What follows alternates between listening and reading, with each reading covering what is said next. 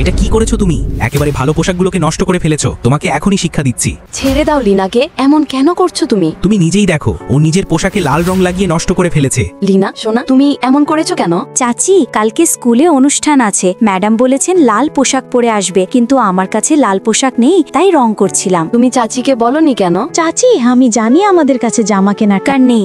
আর তুমি সব টাকা মদের পেছনে খরচ করে ফেলো। সকাল সকাল কোথায় যাচ্ছ?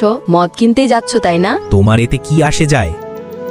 আজ নতুন মদ এসেছে, এটা চেখে দেখবে না নাকি?